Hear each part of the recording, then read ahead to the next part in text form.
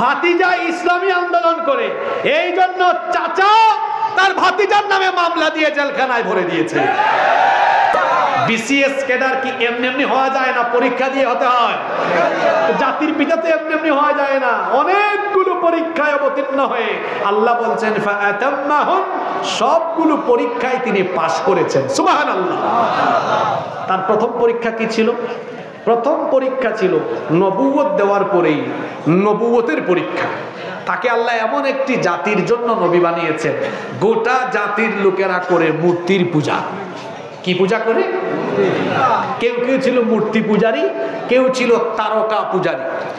এই বংশের জন্য, এই গোষ্ঠীর জন্য, এই জাতির জন্য ইব্রাহিম আলাইহিস সালামকে নবুয়ত দিয়ে পাঠিয়েছেন কে? আরো আসতে বলেন, কে? এখন ইব্রাহিম আলাইহিস সালামের এমন ঘরে জন্ম হয়েছে, উনার বাবা নিজেই হলেন মূর্তির কারিগর, মূর্তির কারিগর, মূর্তি বানায়। আবার উনার পিতা আজর, কেউ কেউ বলেছেন নাম হলো তারিখ, কিন্তু কোরআনে এসেছে আজর। এই যে উনার পিতা ছিলেন আবার তৎকালীন বাদশাহ মিস্টার ফেরাউন না, মিস্টার নমরুদ, মিস্টার নমরুদের অন্যতম মন্ত্রী, মন্ত্রণালয়ের অন্যতম মন্ত্রী। একদিকে মন্ত্রী, অন্যদিকে প্রধান পুরোহিত, আবার মূর্তিরও কারিগর। কারণ ইব্রাহিম আলাইহিস সালাম দাওয়াত আরম্ভ করলেন ঘর থেকে। কোথা থেকে? ইব্রাহিম আলাইহিস সালাম জাতির পিতা, কিভাবে তিনি তার নবুয়তের পরীক্ষা তার পিতা এবং তার জাতির সামনে দিয়েছেন, আল্লাহ তাআলা কোরআনে কারীমে সেগুলো বর্ণনা করেছেন। প্রথমেই তিনি তার পিতাকে বললেন, কোরআনে কারীমের 6 নম্বর সূরা সূরাতুল আনআমের 74 নম্বর আয়াত, আল্লাহ তাআলা বলছেন ওয়া ইয ক্বালা ইব্রাহিমু লিআবিহি আযারা আতাত্তাখিযু আসনামান আলিহা ইন্নী আরাকা ওয়া কওমাকা ফি দালালিম মুবিন। আল্লাহ তাআলা বলছেন, আর স্মরণ করো যখন ইব্রাহিম তার পিতা আজরকে বললেন আতাত্তাখিযু আসনামান আলিহা, আপনি কি এই মূর্তিগুলোকে আপনার উপাস্য হিসাবে গ্রহণ করেছেন? ইন্নী আরাকা ওয়া কওমাকা ফি দালালিম মুবিন, নিশ্চয়ই আমি আপনাকে এবং আপনার জাতির লোকদেরকে স্পষ্ট বিভ্রান্তির মধ্যে দেখেছি। যখন তিনি তার পিতাকে এই কথা বললেন, তার পিতা তাকে কি জবাব দিলেন শুনেন। কোরআনে কারীমের 19 নম্বর সূরা সূরাতু মারইয়ামের 46 নম্বর আয়াতে আল্লাহ তাআলা বলছেন ক্বালা আরাগিবুন আনতা আন আলিহাতি ইয়া ইব্রাহিম লা ইল্লাম তানতাহি লা আরজুমান্নাকা ওয়া জুরনি মালিয়া।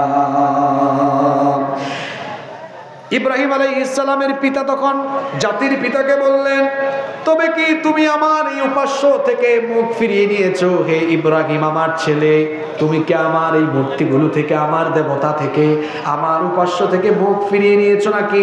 যদি তুমি এর থেকে বিরত হও তাহলে শোনো, বাপ হয়ে সন্তানকে কি বলে দেখেন, বাপ হয়ে সন্তানকে কি বলছে শুনেন।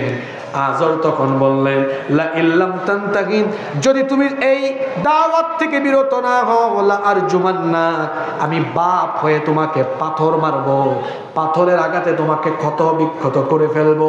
ওয়াহজুরনি মালিয়া, এমনকি আমি তোমাকে আমাকে চিরতরে পরিত্যাগ করে চলে যেতে বলবো।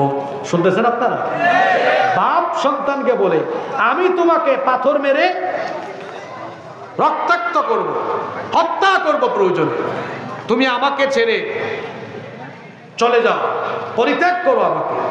এই যে তার পিতা তাকে বহিষ্কার করছেন, যেটাকে আমরা অনেকে বলি ত্যায্য পুত্র আর কি। এই যে কঠিন পরিস্থিতি, কেন পিতার সাথে ঝামেলা হয়েছে? পৈতৃক সম্পদ নিয়ে না ঈমানের দাওয়াতের কারণে? জোরে বলেন, দাওয়াতের কারণে। দেখেন না, এই পরিস্থিতি মাঝে মাঝে আমাদের হুসেননগরেও হয়, হয়তো গত 15 বছরও হয়েছে। ভাতিজা ইসলামী আন্দোলন করে, এই জন্য চাচা তার ভাতিজার নামে মামলা দিয়ে জেলখানায় ভরে দিয়েছে। তো জাতির পিতা, পিতার কাছ থেকেই পিতার কাছ থেকেই তিনি কঠিন পরিস্থিতির সম্মুখীন হতে হয়েছে। তো জাতির পিতার সন্তানরাও ইমানের পথে চললে এ ধরনের সমস্যা আসবে কি আসবে না? জোরে বলেন, আসবে কি আসবে না? জাতির পিতা তার বাবার কাছ থেকে কষ্ট পেলেন, বাবা কষ্ট দিলেন, তার জাতির লোকেরাও তাকে কষ্ট দিল। তিনি তখন তার জাতিকে বললেন, তোমরা কি এই মূর্তিগুলোর পূজা করবে নাকি? তোমরা কি এই মূর্তির পূজা পরিত্যাগ করবে না? তখন তার জাতির লোকেরা বলেছিলেন, ক্বালু আজিতানা বিল হাক্কি আম আনতা মিনাল লাইবিন।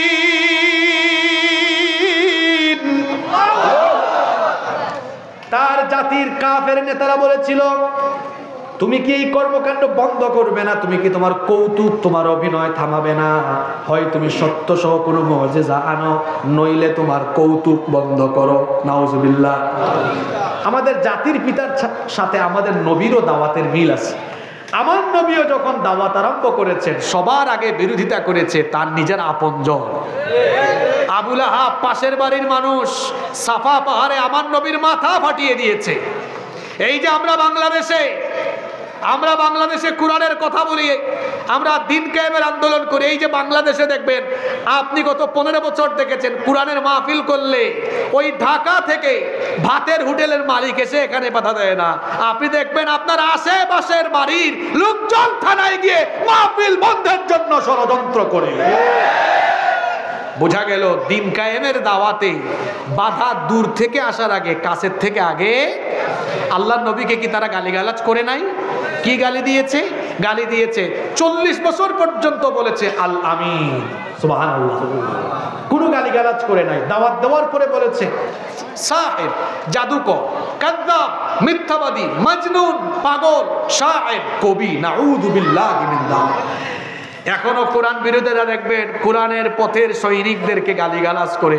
আলেম ওলামা দেখলেই তাদের নাকে এত ডিস্টার্ব, নাকে শুধু জঙ্গি জঙ্গি গন্ধ লাগে। এখনকার আধুনিক গালি জঙ্গি জঙ্গি, স্বাধীনতা বিরোধী, যুদ্ধাপরাধী। কোরআন নাজিলের যুগেও কোরআন বিরোধীরা কোরআন ওয়ালাদেরকে গালি দিয়েছে। 1500 বছর পরে কোরআন বিরোধীরা এখনো কোরআন ওয়ালাদেরকে গালি দেয়। তাহলে গালি গালির খাসলত মিল আছে, ভার্সন শুধু আপডেট হয়েছে। ভার্সন কি হয়েছে? দেখেন না, আইফোন প্রতি বছর তার ভার্সন চেঞ্জ করে। 11, 12, 13, 14, 15, এখন কত আসছে? 16। নাম কি চেঞ্জ হয়েছে না আইফোনই আছে? নাম ঠিক আছে, শুধু মডেল বা ভার্সন। 1500 বছর আগে আবু জাহাল আর আবু লাহাবের খাসলত, এখনকার এই যুগের আধুনিক আবু জেহেল, আবু লাহাবরা এই খাসলত ধরে রেখেছে, শুধু গালির নমুনাটা পরিবর্তন করেছে। কথা কি বোঝা যায়? তাইলে জাতির পিতার প্রথম পরীক্ষা নবুয়তের পরীক্ষা। যখন তার ঘরে তার পিতাকে দাওয়াত দিলেন, তার জাতির লোকদেরকে দাওয়াত দিলেন, জাতির পিতাকে ঠাট্টা করলো, বিদ্রুপ করলো, সমালোচনা করলো। আমার জাতির পিতা কি মন খারাপ করে দাওয়াত বন্ধ করেছেন না চালিয়ে গিয়েছেন? তাহলে জাতির পিতা এই পরীক্ষায় পাস না ফেল? জোরে বলেন, পাস না ফেল? এই পরীক্ষায় পাস। দ্বিতীয় পরীক্ষা, এবার জাতির পিতা দ্বিতীয় যে পরীক্ষা অবতীর্ণ হলেন সেটা হচ্ছে বুদ্ধিবৃত্তিক পরীক্ষা, মনস্তাত্ত্বিক পরীক্ষা। তার জাতির লোকদের, কাফির নেতৃবৃন্দের সাথে তিনি এবার ডিবেট করছেন। এটা হবে মনস্তাত্ত্বিক পরীক্ষা। তারা করছে মূর্তি পূজা, আর আমার জাতির পিতা করছেন আল্লাহর ইবাদত। সুবহানাল্লাহ। এখন জাতির পিতা বুদ্ধিবৃত্তিক ভাবে এদেরকে বুঝাই দিবেন আমার রব শ্রেষ্ঠ। তিনি চিন্তা করলেন আমার জাতির লোকেরা নিজেরা মূর্তি বানায়া এগুলার ইবাদত করে, আমার কথা শোনে না, তাইলে এই মূর্তিগুলার একটু সাইজ করা দরকার। কি করলেন তিনি? কোন পরীক্ষায় এখন অবতীর্ণ হলেন শোনেন।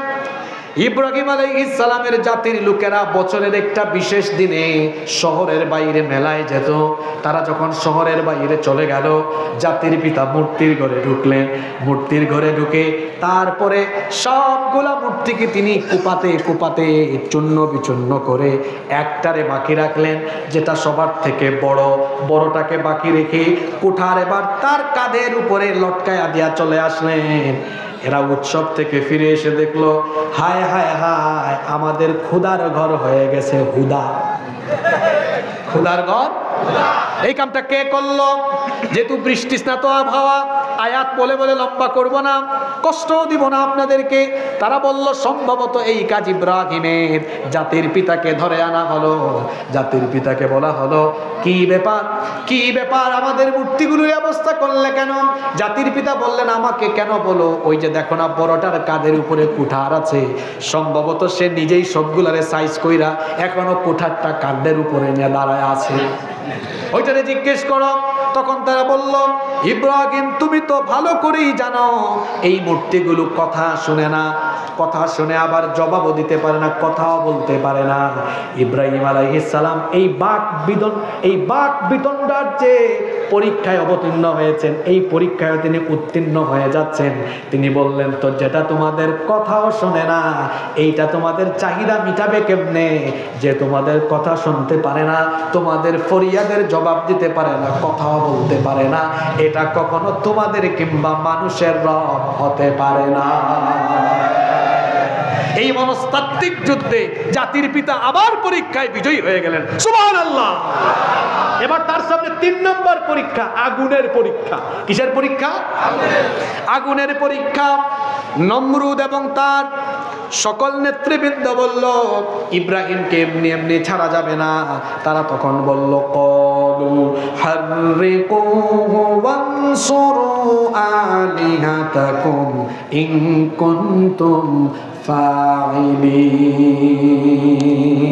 তাকে ধরো, তোমাদের দেবতাগুলোকে সাহায্য করো, অগ্নিকুণ্ড জ্বালাও। বিশাল আয়তনের একটি জায়গা নির্ধারণ করে আগুনের কুণ্ডলী জ্বালানো হলো। আগুনের কুণ্ডলী জ্বালিয়ে ইব্রাহিম আলাইহিস সালামকে শুলে চড়িয়ে যখন তারা অগ্নিকুণ্ডে নিক্ষেপ করবে, আমার জাতির পিতাই আগুনের সামনে পরীক্ষায় অবতীর্ণ। তখন ফেরেশতা এসে বললেন ওগো আল্লাহর খলিল ইব্রাহিম, আজ আপনি কঠিন বিপদে ইমানের কারণে আগুনের পরীক্ষার সামনাসামনি হয়ে গিয়েছেন, একটু আদেশ করেন নমরুদের আগুনের কুণ্ডলীকে নিভায়া দেই, আমি আপনাকে সাহায্য করি।